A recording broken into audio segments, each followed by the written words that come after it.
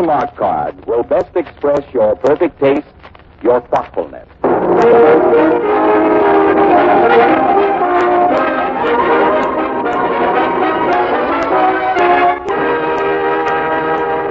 The makers of Hallmark greeting cards bring you the true story of Nathan Hale, a moving drama of courage above and beyond the call of duty.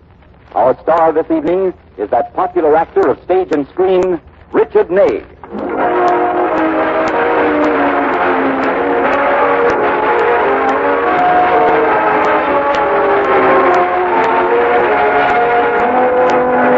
For more than a third of a century, quality has been a habit with the makers of Hallmark cards. They have the pride of craftsmen in their name. Hallmark, Hallmark. That's why Hallmark cards are the kind of cards you can be proud to send, proud to receive. So when you want to send the very finest, look on the back for those three identifying words, a Hallmark card. Those three words, a Hallmark card, are your assurance of finest quality. They tell your friends you cared enough to send the very best. To be doubly sure, always look on the back of the cards you choose for those three identifying words, a Hallmark card. Now, to preside over our program this evening, in the absence of Richard Calmer, who is on a vacation, here is your master of ceremonies, Tom Shirley.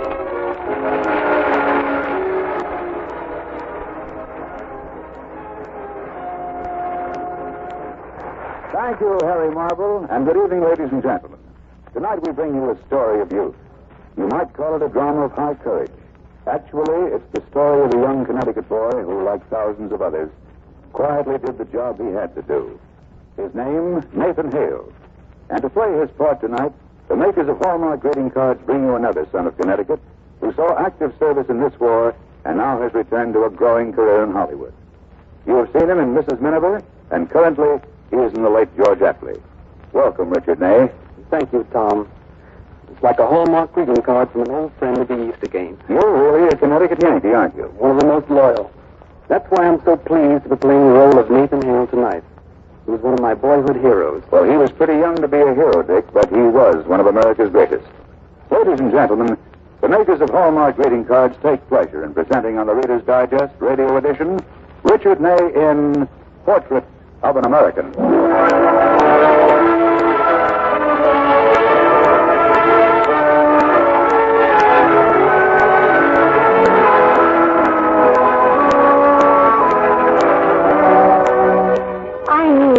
Hale.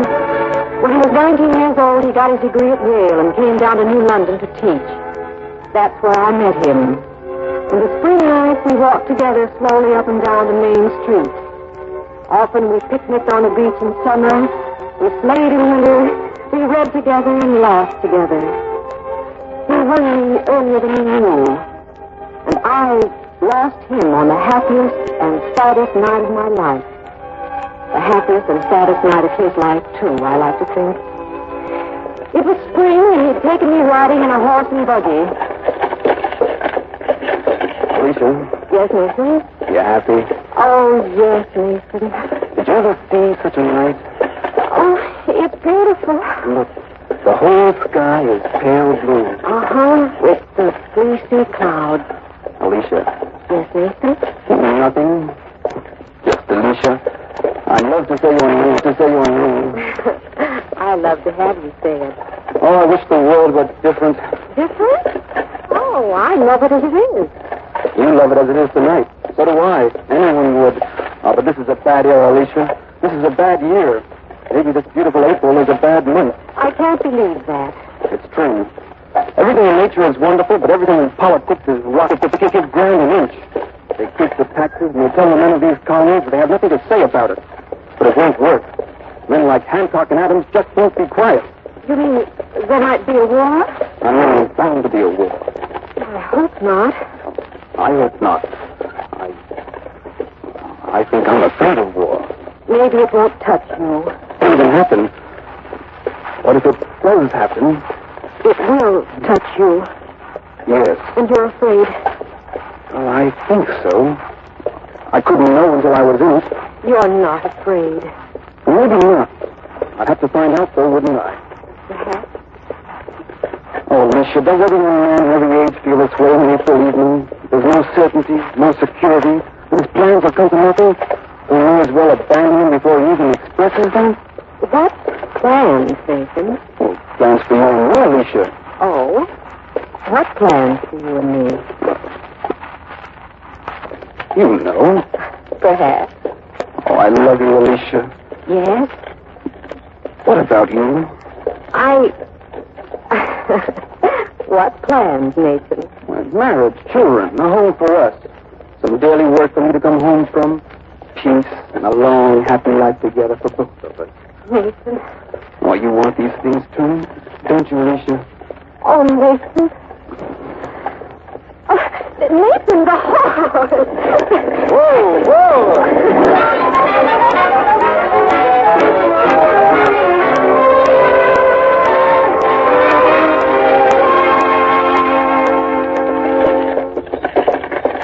Shall I go right up Main Street, Alicia? Yes. Oh, I'd like to tell your parents tonight. Let's do that. All right. Get up. Look at that crowd. What's a crowd like that doing in the square at this hour? Let's go see. All right. Whoa! Oh! Come on, darling. All right with you. Hello, Mr. Cable. Oh, hello, Nathan. Hello, Alicia. Hello. It's solemn news, isn't it? Oh, what is it? My goodness, haven't you heard? The farmers in Lexington up in the Massachusetts colony stood up against the British. What do you mean, stood up against them? I mean, there were shots fired. That means war. Oh, no, Nathan. I'm afraid it looks like it, Alicia. Captain Bates is going to speak to us now. There he is. Oh, Nathan, let's go to my house. Let's go find my parents. No, Alicia, not now. All right, everybody. All right. All right. You've all heard the news. It's not good news because it means war. It's a funny kind of war because it's possible for you to take sides either way. You can call England the mother country and take sides with her. Or you can call Connecticut your native colony and all the other colonies banded together. You can call them your mother country. And then I say to you, you'll be taking sides with yourself. All right. All right. I'm glad to see you think this way. I knew you would. I'm proud of you. But now, are you willing to back up your sentiments with action? I'm here to enlist men to fight. Maybe to die. Who'll be first? No, Nathan, no. I'll enlist Captain Bates. Nathan! We never did get married.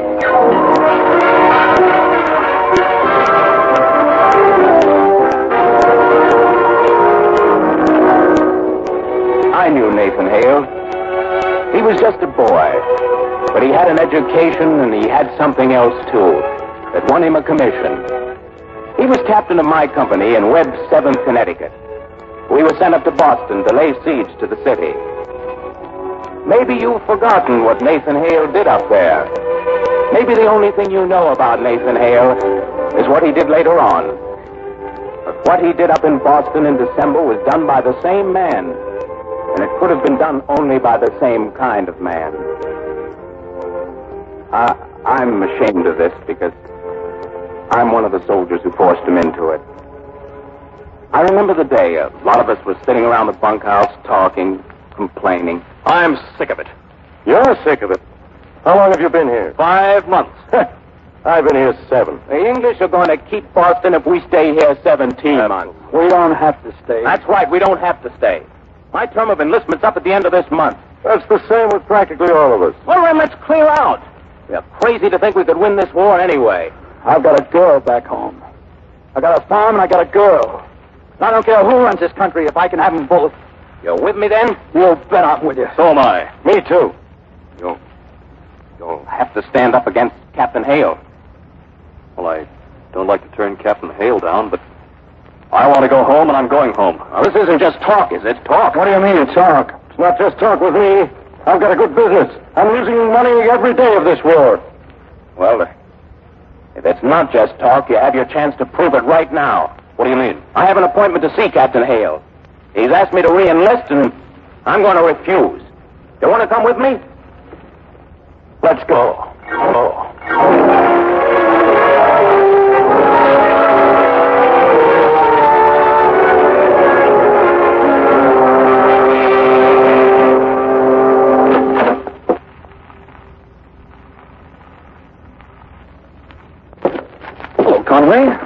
You brought some other men with you.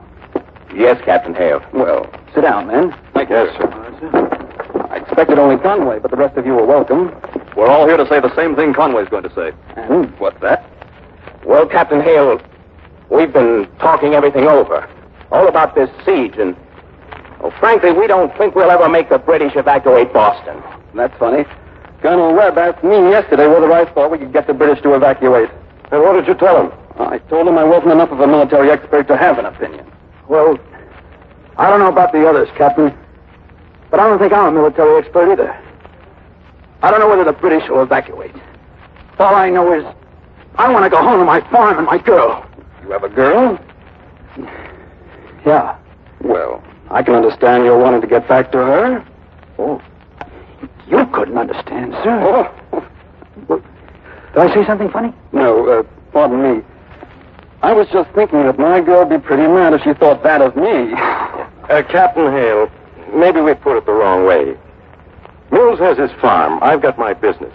We've got something that we want to get back to. And we don't care who runs the country, provided we get back. Well, do you care who runs your business? Naturally. Well, then you care who runs your country. It's the same thing, isn't it? But I'm losing money in this war. Just a minute, men. We're arguing with each other. We shouldn't do that. Conway here was supposed to give me his answer about re-enlisting.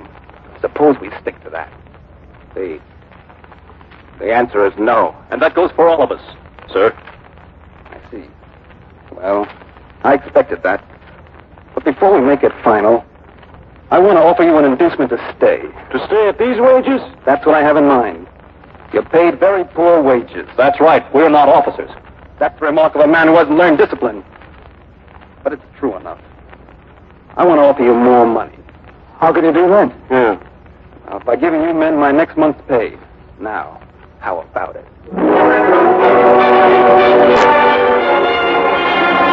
We were all there to see the British evacuate Boston on March 17th.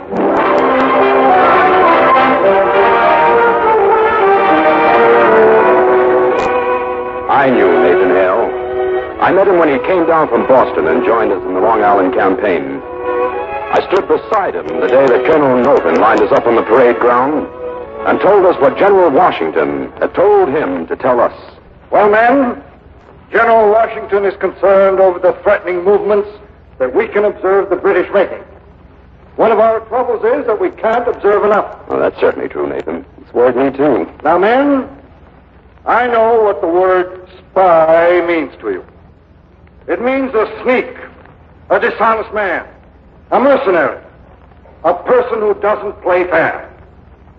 And yet, this is one of the times when such an unsportsmanlike person becomes a necessity. General Washington has asked me to find a volunteer for a dirty job. A volunteer who is willing to take off his uniform and sneak behind the enemy lines and lie his way into procuring information for us. Is there a volunteer? I'll give you time to think it over. He won't get anyone, and he knows it. Why not? Because a spy's a dirty person. Spy's a necessary person. You don't see anybody volunteering, do you? Well, somebody ought to. Well, I won't, and you won't. I hope I won't have to. Well, what do you mean? Well, if nobody else does, somebody has to. The job has to be done. Well, men, apparently none of you want to volunteer. I'm not surprised. I didn't expect you to, and I don't blame you. Colonel Wilton. Yes, Captain Hale. I'll do it, sir.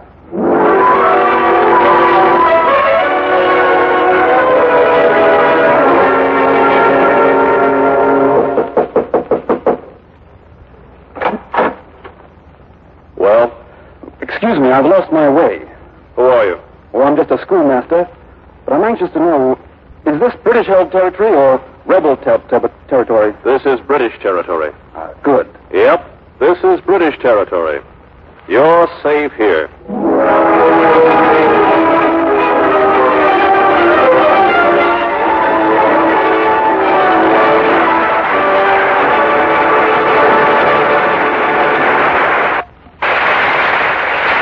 Richard Ney will be back in just a moment with the second act of tonight's drama, presented by Hallmark greeting cards from the pages of the Reader's Digest, America's favorite magazine. Now, here's Tom Shirley.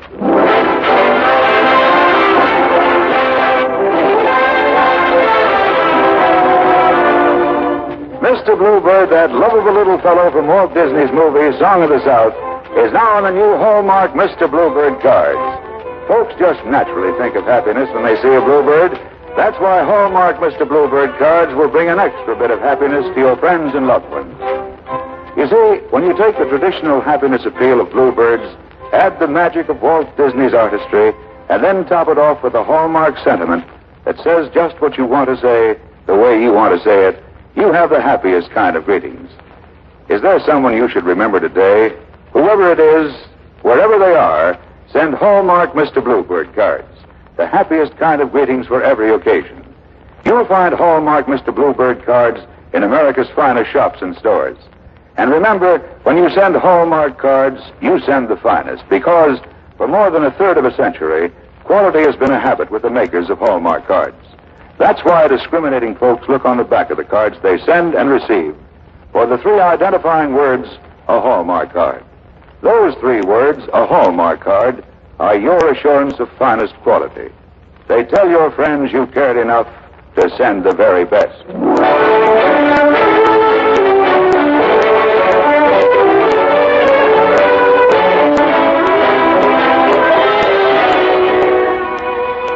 I knew Nathan Hale, but he didn't call himself Nathan Hale when I knew him.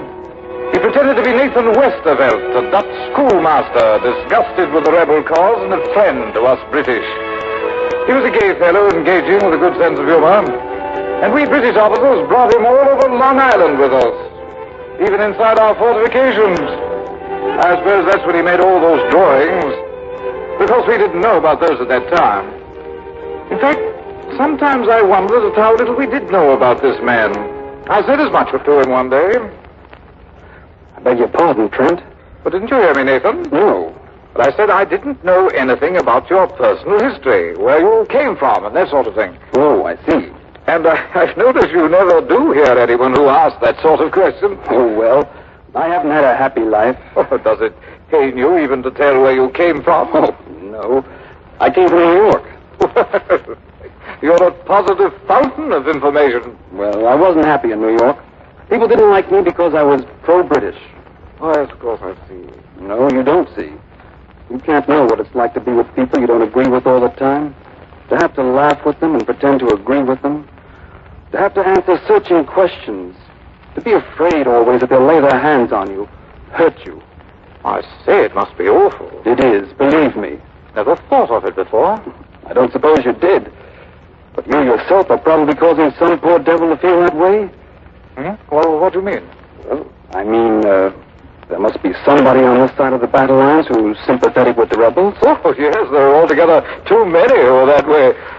Yes, but I imagine you know who they are. Most of them. There are some we only suspect. You must give them a bad time of it. Well, we try our best to. Yes, we keep a close watch on them, believe me. I suppose there are some of them in every village on Long Island. Of course. I suppose there are some of them near here. Yes, matter of fact, there's one farmer on the turnpike who's always pretending to have some business near our fortifications. Oh? Well, this farmer, what's his name? Bolton. Oh, Bolton, yes. Well, what would you do with him if you could prove anything on him? Oh, kill him? Fine. But I say, Nathan, I shouldn't have told you his name, you know. It was just a slip of the tongue. Oh, well, I won't tell on you. Well, please don't. And the fact is, I couldn't remember the fellow's name even now. I've forgotten it completely.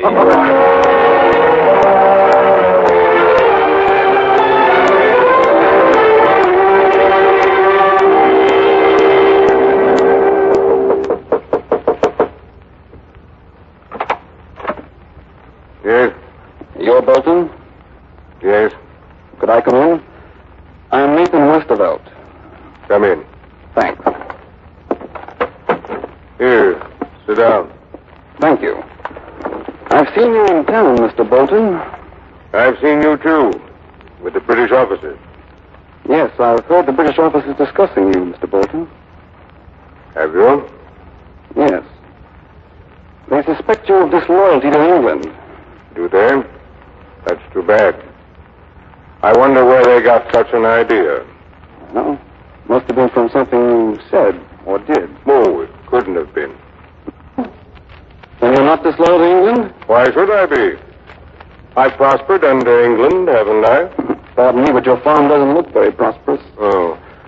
Well, that's just because the taxes have been so heavy. England imposed those taxes. Oh, yes, but they were necessary. The English have explained that they were necessary.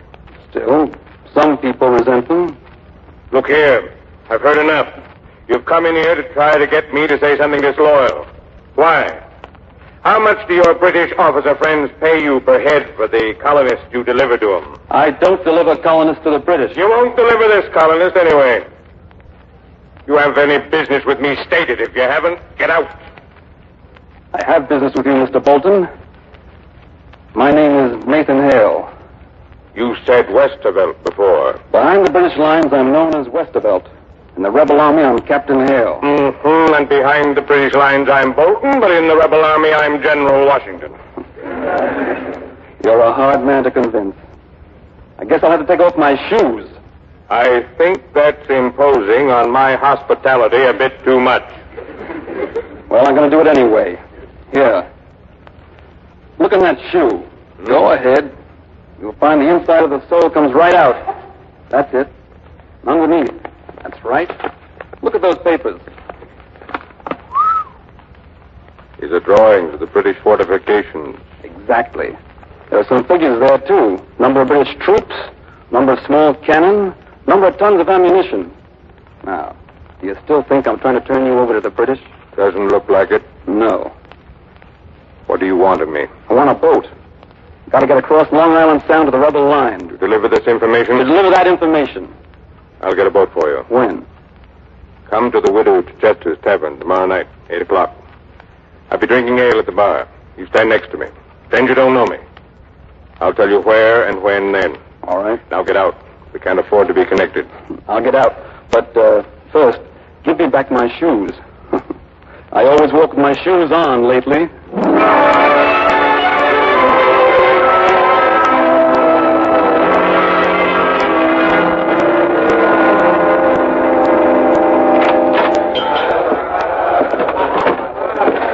What's yours, stranger? I'd like a bottle of ale, please. One bottle of ale. Well? Don't look at me. Do you know Froggy? Froggy? No.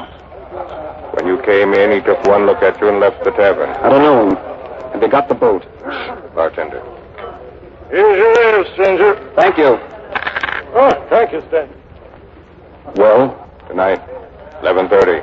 Point of Pines, just beyond the bay. I'll deliver the boat to you. Point of Pines, 11:30. Hey, bartender, here's your money.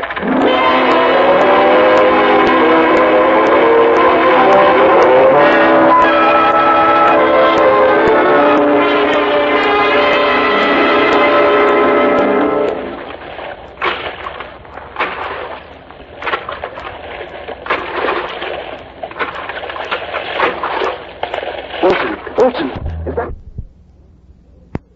Over here, Bolton. Over here.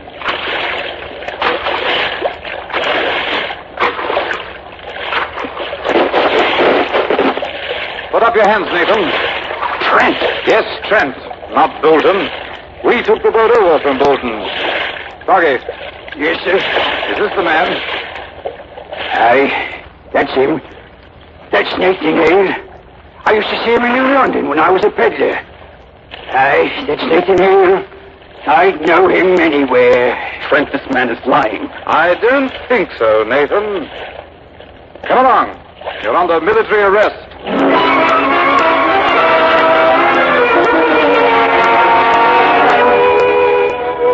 Are you Nathan Hale? I'm William Cunningham, British Provost Marshal. It may be that you know my name. If you do, it's because of a man I killed one morning when the light was streaking in the sky to eastward. I carried out my orders and killed that man. And so my name is known. I wish my name could be forgotten.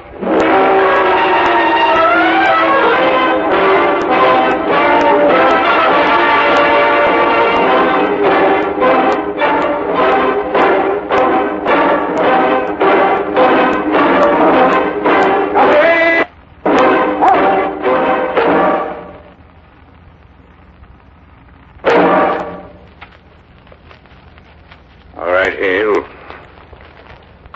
This is the tree. Yes. Have you a last wish?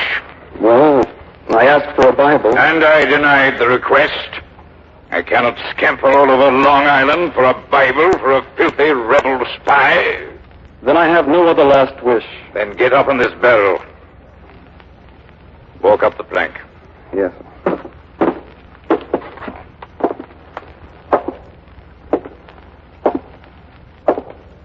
Hangman. Ready, sir. Very well, Hale.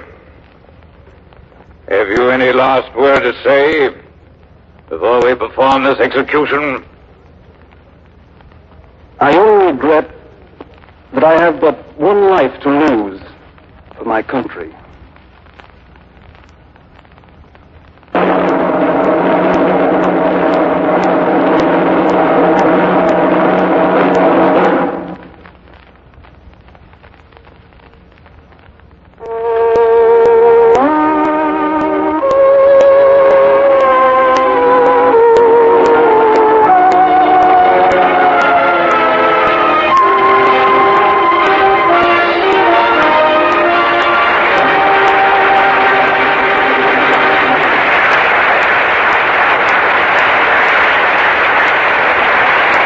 Thank you, Richard Ney, for a compelling performance of an inspiring story. It comes at an appropriate time because this week is Army Week, the time to think of your Army, dedicated to keeping America strong.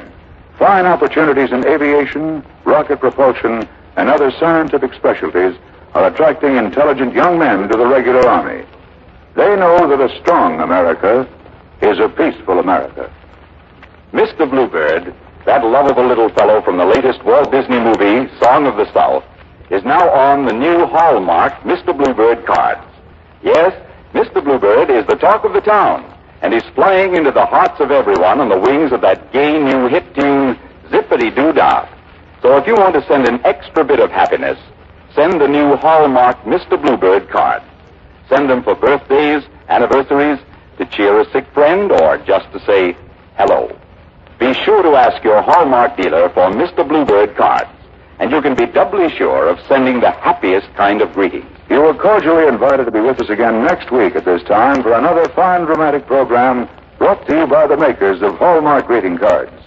If you enjoyed tonight's show, won't you please tell your friends about it and ask them also to tune in for next week's program sponsored by Hallmark greeting cards? At that time, you will hear a true and thrilling behind-the-scenes account of danger, action, and sabotage. Our star will be that sensitive performer of Hollywood and Broadway, Paul Lucas.